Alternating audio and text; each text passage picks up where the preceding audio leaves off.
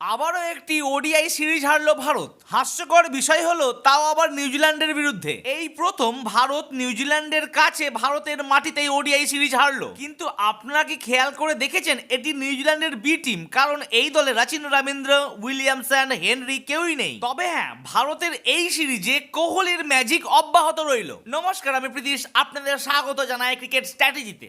গৌতম গম্ভীরের ভুলে ভরা স্ট্র্যাটেজি, দিশেহারা অধিনায়ক গিল, এগুলোর সাথে আরো কিছু বিশেষ কারণ রয়েছে ভারতের এই সিরিজ হারার পিছনে। চলুন সেগুলি আলোচনা করি। তার আগে ঝটপট ভিডিওটিকে করে দিন লাইক আর চ্যানেলটিকে করে দিন সাবস্ক্রাইব। বিফলে গেল বিরাট কোহলির 124 রানের বিরাট বড় ইনিংস। এমনকি কাজে এলো না হর্ষিত রানার লড়াকো ইনিংসও। নিউজিল্যান্ডের বিরুদ্ধে 338 রান তাড়া করতে নেমে ভারত মাত্র 296 রানেই গুটিয়ে গেল।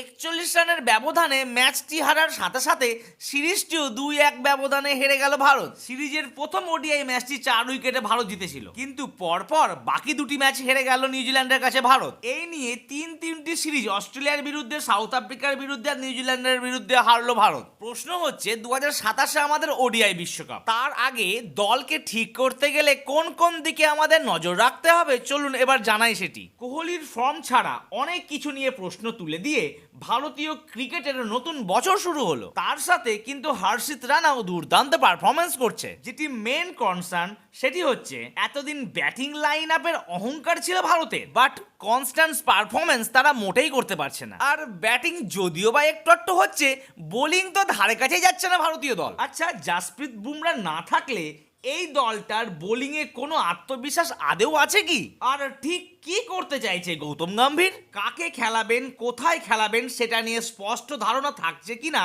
তা নিয়ে প্রশ্ন উঠতে শুরু করেছে। আর অধিনায়ক আদেও কি তিনি ওয়ানডেতে ভারতের নেতৃত্ব দেওয়ার জন্য তৈরি?